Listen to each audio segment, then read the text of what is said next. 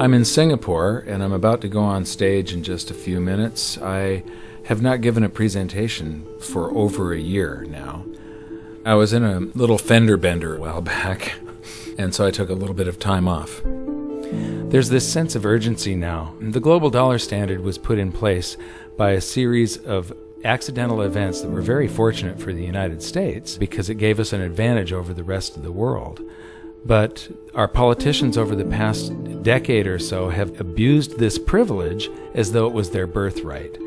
And now the rest of the world are turning their backs on the US dollar standard. This is going to cause a financial calamity the likes of which we've never seen before, and it's going to be devastating for most people. I don't want this to happen, but the damage has already been done. So I'm going around trying to alert people and show them how they can protect themselves and turn this into a great opportunity for themselves. There's always one result from what we are doing right now, expanding the currency supplies all over the planet. There's one result, and that is higher gold and silver prices.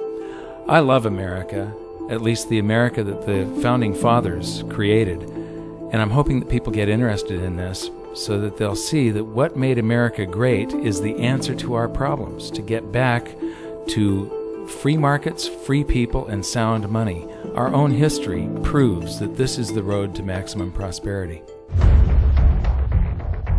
We are entering a period of financial crisis that is the greatest the world has ever known. The wealth transfer that will take place during this decade is the greatest wealth transfer in history. Wealth is never destroyed, it is merely transferred, and that means that on the opposite side of every crisis there is an opportunity. The great news is that all you have to do to turn this crisis into your great opportunity is to educate yourself. I believe that the best investment that you can make in your lifetime is your own education. Education on the history of money, education on finance, education on how the global economy works, education on how all of these guys, the central bankers, the stock market, how they can cheat you, how they can scam you. If you learn what is going on and how the financial world works, you can put yourself on the correct side of this wealth transfer. Winston Churchill once said that the further you look into the past, the further that you can see into the future. This program is all about creating your own crystal ball, being able to gaze into the future, being able to change this crisis, the greatest crisis in the history of mankind, into your great opportunity.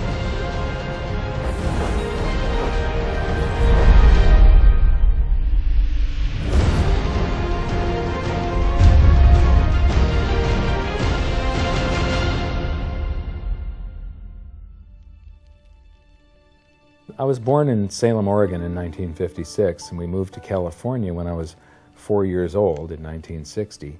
But when I went to school, it was obvious after just the fourth grade that there was something different with me. And by fifth grade, I was in remedial classes, and it turned out that I was dyslexic, and teachers were not taught to recognize that back then. I was always falling behind everyone else. When I would get a teacher that would lecture instead of making us read out of books, I would just absolutely excel. I suddenly went from the dumbest kid in class to the smartest kid in all of the periods of that class. But the result was that, after a while I was in every single remedial class, and I just couldn't take it. And in 10th grade I dropped out, middle of 10th grade, and I've never been back to school. I often say that in every crisis there's an opportunity, and in this case, the handicap of dyslexia has also been a blessing. Because I couldn't learn out of books and I couldn't take notes, I just had to remember everything.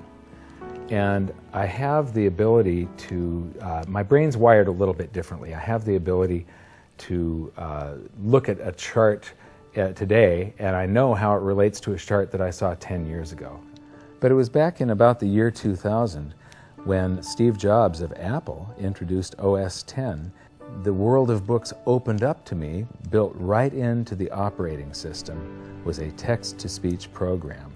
Now I could just have an assistant slice and scan my books and turn them into text and email me, and then all I have to do is highlight the text, press a button and the computer reads to me. People are turning to assets that will keep their value if prices rise. So much money has been pumped into the system that people are worried about inflation down the road, said Bruno S. Frey, professor of economics at the University of Zurich. So dyslexia is no longer a problem. But what it's also done for me is I have the ability to explain complex things to people in a simple manner for some reason.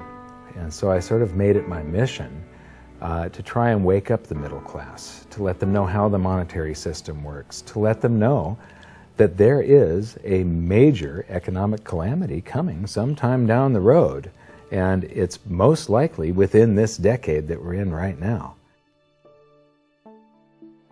The US dollar is about 60% of the value of all the currency on the planet, and more than half of the dollars reside outside the United States. The reason every country has US dollars is, first of all, that's what central banks use as the reserve currency. Second of all, oil is priced in dollars. So, this is the world, and what you see here is that these are the countries that are avoiding the US dollar in trade. They're doing bilateral agreements where they'll either hold each other's currency and settle that way, or they're establishing, like right now, they're talking about a BRICS bank, Brazil, Russia, India, China, and South Africa, having a bank that will do settlements between the countries directly without using the US dollar. These countries, they tried to avoid using the US dollar, like Iran tried, and we banned them from using SWIFT. How many here have made wire transfers before? So do you know what a SWIFT number is? It's a code that you plug in, and this SWIFT system is what transfers those dollars from one person's account to another person's account. Well, Iran decided that they were going to sell oil only in euros. They got banned from SWIFT. But there's countries right now coming up with a replacement for SWIFT, and it doesn't use the dollar. It's the Sukra system. And Iraq started selling oil for euros. In Libya, they were talking about creating the gold dinar and selling oil for gold. So those are the countries that are trying to use something other than the dollar. Then we've got gold competing with currency. And there's a lot of talk around here about the gold dinar, and there's people that are actually using gold in some of the countries over here. And then in Utah has recognized gold and silver as money again. It's legal tender currency in the state of Utah in the United States. And then you've got physical gold accumulation. I'll show you later that China is accumulating an immense amount of gold, but all the countries with an up arrow, that's gold accumulation. Then we have gold repatriation. Germany has been asking for their gold back, and they're getting it. Venezuela has repatriated their gold from the Bank of England. And then if we put this on a timeline, here's the nails in the coffin for the dollar standard, and you will see that there's not a lot of time left. This is my evidence that I think is proof that the death of the dollar is coming, and it's coming shortly. Nixon ended Bretton Woods, and we went on the dollar standard. Then the first nail in the coffin is Iraq sells oil in euros. The crisis of 2008, and we added 1.25 trillion to our base money in the United States. As we add to the base currency, people get worried about inflation. They start rushing toward gold and silver. Iran ends oil sales in dollars, and they're taking commodities in trade for oil. They're taking, in Turkey, they take the local currency and then buy gold in Turkey and export the gold to Iran. So they're basically selling oil for gold. They do the same thing with India. QE2, quantitative easing, that's more currency printing in the United States. Libya, China and Russia bypassed the dollar. They did a bilateral trade agreement where they hold each other's currency, and they do direct debt settlement without having to wire transfer US dollars. Chinese president just recently said that the dollar as the world's reserve currency is a product of the past. Utah recognized silver and gold as money. China and Iran bypassed the US dollar with a bilateral trade agreement. Venezuela repatriates its gold. China and Japan trade directly. India and Japan bypass the US dollar. Russia and Iran trade directly. Iran sells India oil for rupees and commodities. China and Brazil trade directly. Swiss citizens demand gold repatriation. African countries ban the dollar. In Zambia, you can go to jail if you use US dollars. Quantitative easing number 3.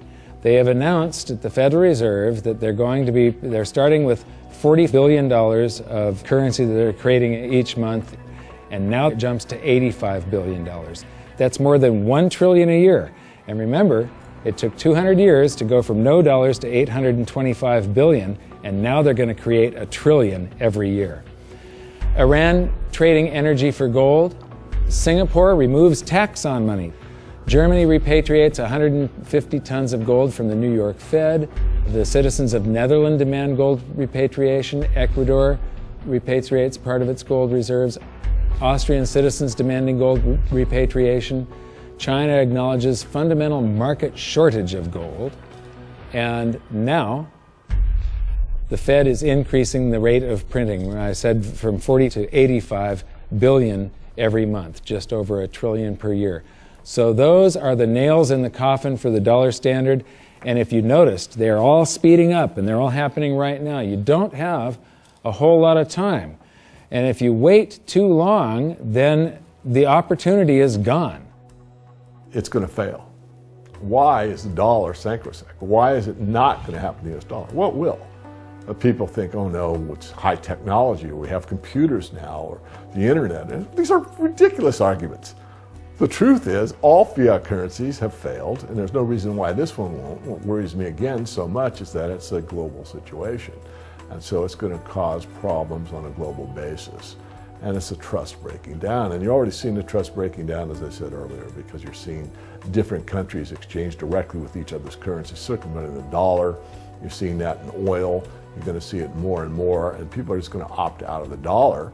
And you'll probably get to a point before the whole thing collapses entirely where the dollar is more or less used internally in the United States and externally is not used as much, because there'll be a lot of agreements made between nation states outside of the United States that will want to use each other's currency and not the dollar.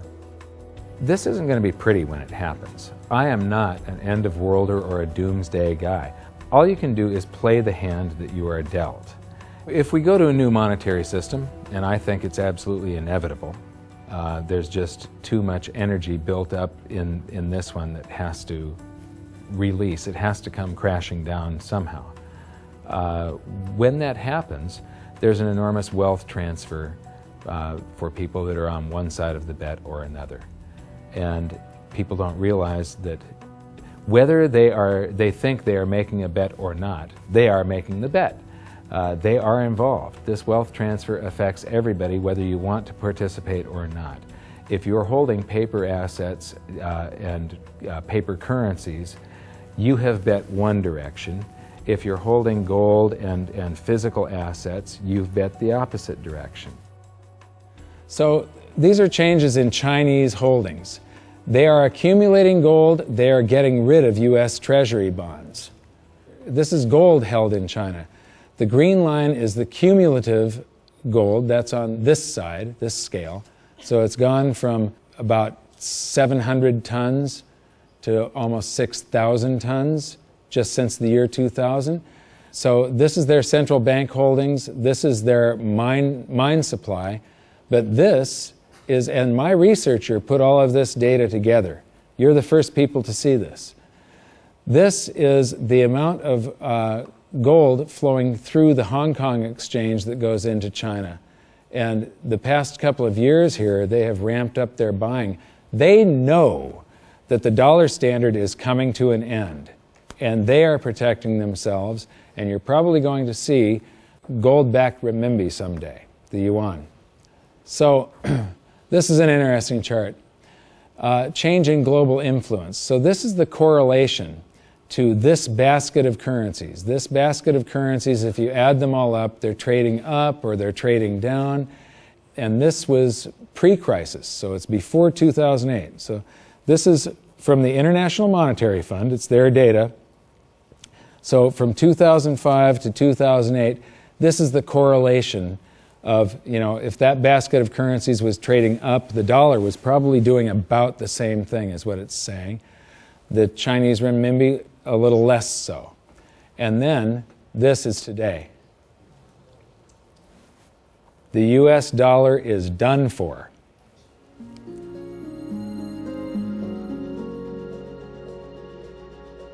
I don't think there's any question we're heading for a new monetary system. The question is, what will it consist of?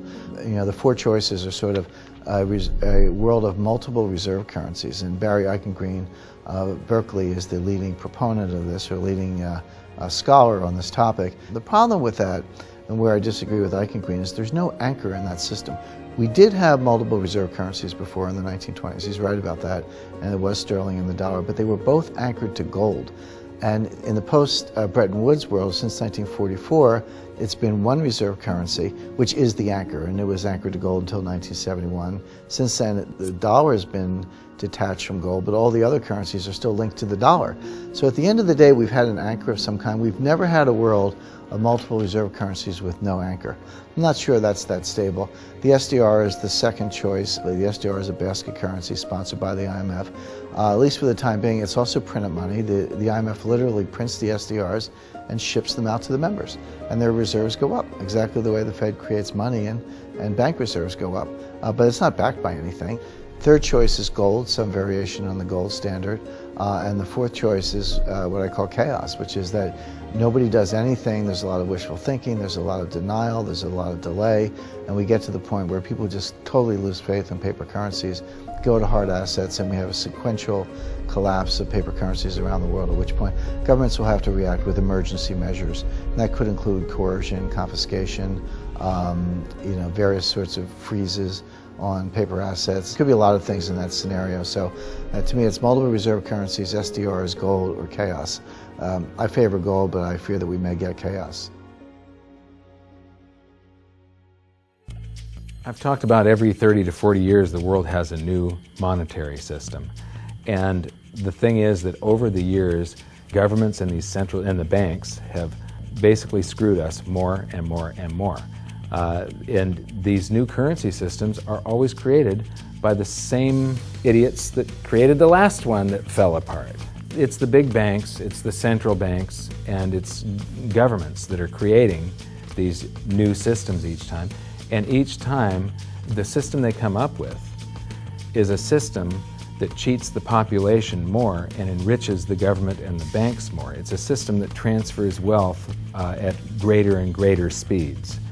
This one is going to fall apart just like all of the others.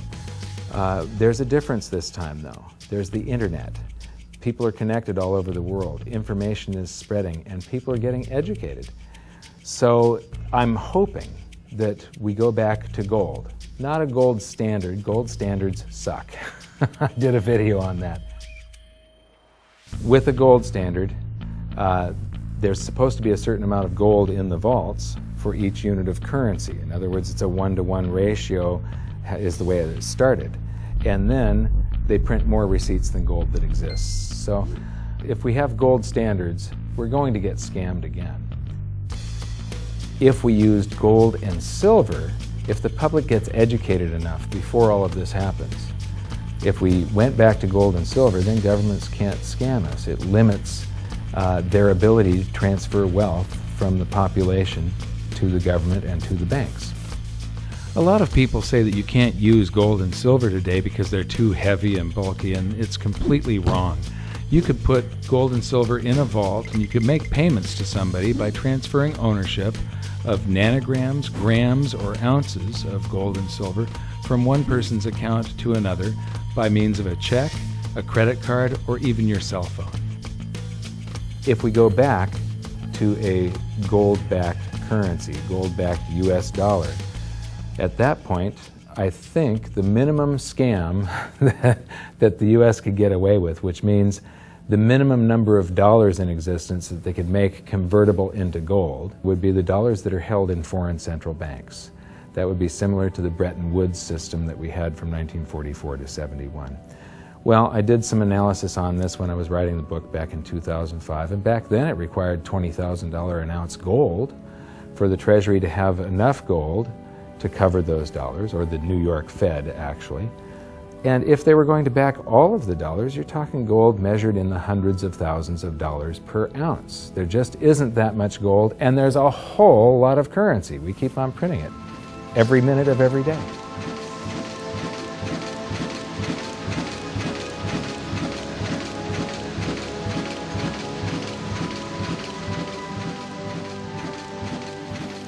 This is gold and how it accounts for a currency supply.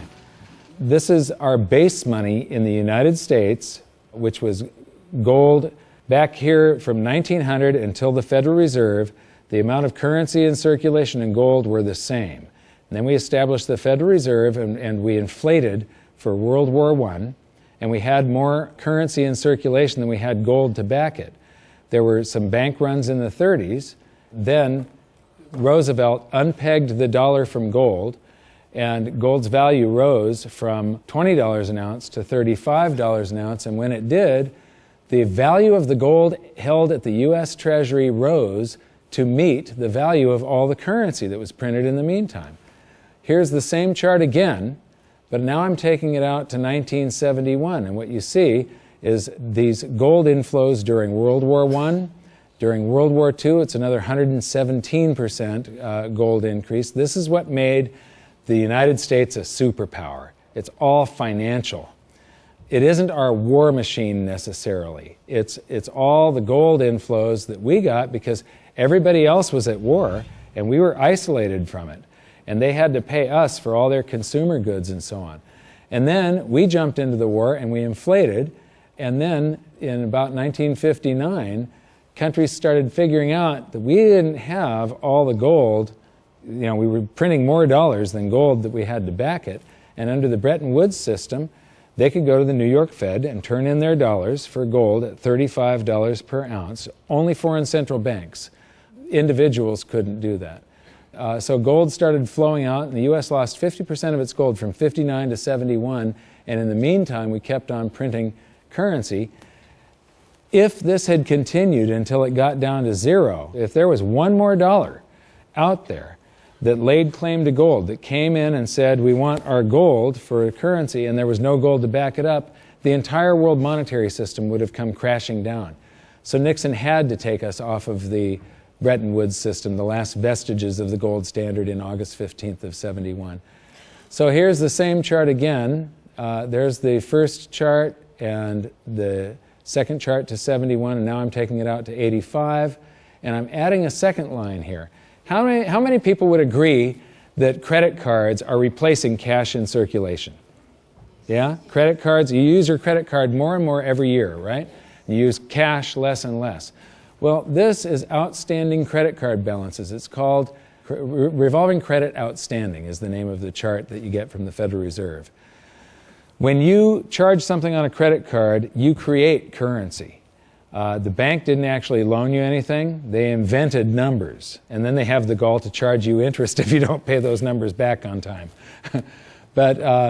So the thing is that the merchant that you're paying, the restaurant or the grocery store, that merchant's checking account can't tell the difference between the credit dollars that you created or the cash dollars that you pay them. So to that merchant's checking account, it all looks the same. And those dollars that you created stay in circulation until somebody saves them up and pays down credit card debt. So unpaid credit card balances I include as part of the cash in circulation. And in 1971, Nixon took us off the gold standard, and gold became a freely traded separate commodity/money, and it did an accounting of the currency supply. There was quite a while here where we could have gone back on the gold standard. The value of the gold at the Treasury exceeded all the dollars printed from George Washington to Jimmy Carter. And for a week or so, a couple of weeks, it exceeded base money plus outstanding revolving credit. So here's the same chart again. That was to 1985, and now I'm going to take it out to today. And so there's that 1980 peak where it shot past base money and base money plus outstanding revolving credit. And then we get to the crisis of 08. And Ben Bernanke, oh, by the way, instead of billions, we're now measuring in trillions. So we started in millions, and then it went to billions, and now it's trillions. So we did the bailouts and all the quantitative easings, and that's what the currency supply looks like today. And then they announced quantitative easing 3, which is that 85 billion a month that they're creating, and they think they're going to have to do it until about 2015. So here's the projection for gold covering the currency supply today would be $13,400 per ounce gold, for history to repeat and for gold to do the same thing that it did in 1934 and in 1980. And believe me, it shocked people in the 1970s. When gold was $35 an ounce and Nixon took us off the Bretton Woods system, all the economists were predicting that gold was going to go down because now there was going to be no more monetary demand for it. Anybody that said gold was going to go to $100 was considered an absolute lunatic, and it went to $850. It rose 24 times its price. Well, when I wrote my book, we were right here with base money. So base money plus outstanding revolving credit. It took about $6,000 an ounce for history to repeat. Today it takes $13,400, and if you include the same overshoot, remember in 1980 it didn't just cover base money, but it shot past it. $24,000 an ounce gold is what it would require to meet that. Except the Fed has announced that they're going to keep on printing currency until there's lower unemployment and the economy gets back on track. And they think till 2015.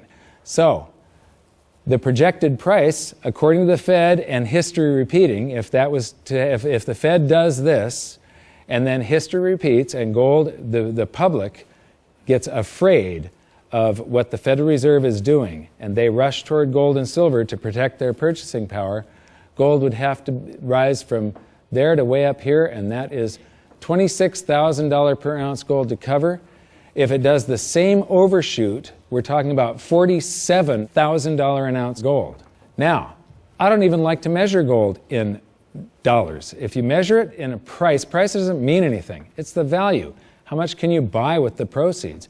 If we have deflation and some of this currency evaporates, because it's all just numbers that they type into a computer these days, if we have deflation, maybe gold peaks at $3,000 an ounce and the currency supply collapses to way down here somewhere, and the Dow is at 1,500. That means gold will still be double the Dow. You're still going to get 14 times more paper assets one day than you can buy today with them, and it's probably only a couple of years left that this is going to take, as you saw by how the nails in the coffin of the dollar standard, how they're speeding up.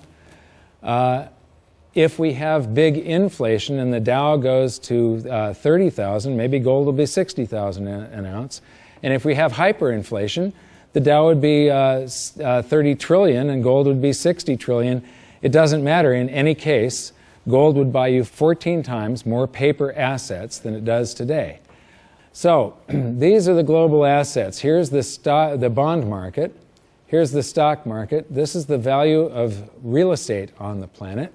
And these are bank deposits, and there's gold. Now, that little slice of the pie is going to get a lot bigger in just the next few years, and it's not going to do it by a whole bunch more gold just appearing. It's going to do it by the price of other assets going down, or at least their value going down, and the value of gold going up. So the price of gold will change. That piece of the pie is going to grow. It was a lot bigger back in 1980 when gold was at $850. It's going to get a lot bigger today again, but today, as you've seen, it requires far, far higher prices. So, the death of the dollar standard. How many people here believe that I'm sort of predicting what's going on in the future here? You can see that there's a new world monetary system coming. It happens every 30 to 40 years, except this time, instead of a baby step off of gold, we've got to go from nothing back to something. It's going to be a worldwide convulsion, the scale of which has never been seen before. At the end of the day, the fundamental driver of gold, it's not so much that gold's in a bull market, it's more the dollar's in a bear market. And people say, well, how high can gold go? And my answer is, well, how low can the dollar go? The answer is the dollar can go to zero. If you divide any number by zero, the answer is infinity. So gold can go to infinity if the dollar goes to zero. Now, in the real world, something else will happen. It's not that gold becomes worth infinite number of dollars. It's more the case that the dollar just falls off the stage. The dollar gets the hook, so to speak, and you'll count gold in dollars to 5,000 to 10,000 to some point, but there will come a time when you won't count gold in dollars anymore because dollars won't count. People won't want dollars. There is so much opportunity in crisis, it is absolutely extraordinary. That's just not me saying that, that's just history. You read any amount of history, and I don't mean last week, I mean real history. You know, in times of crisis, it's when huge fortunes were made. In times of crisis, it's when human beings create and develop newest technologies and newest science and new medicines. In times of crisis, there's so much opportunity as long as you can remain calm, get educated, be resourceful. The challenge for most people is that in crisis, they go into crisis mode, which means they go into scarcity, they go into lack, they go into blame, and none of those emotions are resourceful for helping you solve whatever challenge is in front of you.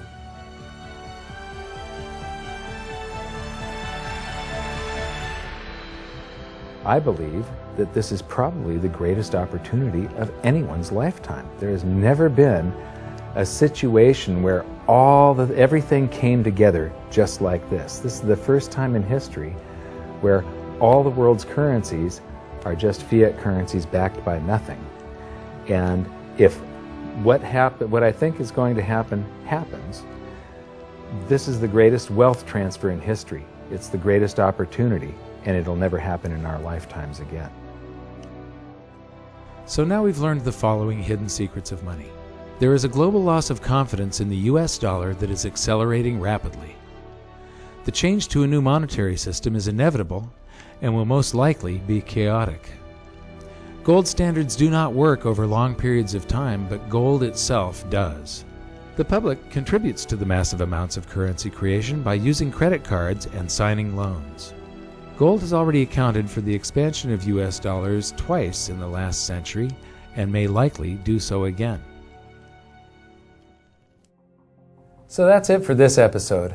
I thank you for watching and I hope you enjoyed it. I know I threw around a bunch of astronomical prices for gold someday in the future, but it isn't the price measured in dollars, it's how much is its value, what is it worth, how much stuff can it purchase. The price measured in dollars, or any currency for that matter, is just a bunch of numbers and it really doesn't mean anything. There are numbers that are created by the world's central banks, by the commercial bank system, and we're forced to transact in these currencies. But in our next episode, we're going to clear away the smoke screen of national currencies and show you how the world monetary system really works and how all national currencies have to continue losing value. It is not possible for them to maintain purchasing power over any reasonable period of time. As for the golden nails in the dollar's coffin, it's only been a short while since we filmed the presentation in Singapore, and already there are more of them. So for an update, visit hiddensecretsofmoney.com, and in your free information toolkit, there's an exclusive presentation on the latest developments of the golden nails in the dollar's coffin. Now I know this episode was kind of serious and it might have you upset right now, but believe me, it's not all doom and gloom. As I've said many times before, there are these brief moments in history where the safest asset class, the safe haven investment for the last 5,000 years, also becomes the asset class that has the greatest potential gains in purchasing power, and I have bet my life on it. First, I became an investor back in 2002, and then I started telling everybody about it. I started warning them what was going to happen with the world economy and how to protect themselves, and I made it my mission to educate as many as I could. So in 2005, I wrote my book, and then I gave people a means to protect themselves and opened up goldsilver.com. I believe that my team and I have created the world's best precious metals dealership, because we don't just sell gold and silver, we are gold and silver investors. And what we want to do is help you understand how to get through what is coming, to protect yourself, and to turn all of these bad things around to your benefit. So if you decide that precious metals are for you, please visit goldsilver.com. We'd love the opportunity to become your dealer because we feel that we are more than a dealer. We are a partner with you and we're on the same side of the fence as you. So thank you very much. Good luck. We'll see you at the exclusive presentation at hiddensecretsofmoney.com. Thanks. Do you think this is a man in the lifeboat situation? Let me ask you this. If you knew the Titanic was going to sink and you were on the Titanic, you know there's going to be a lifeboat situation coming up soon. Would you like lifeboats available? That's right. Would you like to get in the lifeboat early, get a nice seat, maybe close to the water, maybe close to the food supply, right there in the middle, nice and comfy? Or you want to be one of the last ones on the boat and you're jockeying for position, you have to throw a kid out to make room for you. Yeah, so lifeboat situation, it depends how you like your accommodations on the lifeboat is whether you should be working your way towards it right now. And I would be edging my way towards it right now. Mike Maloney's Hidden Secrets of Money is made possible by the clients of goldsilver.com. Your continued loyalty and support allows us to educate the public on how to both protect themselves and benefit in the turbulent times ahead. To all goldsilver.com customers, thank you. Hidden Secrets of Money would not be possible without you.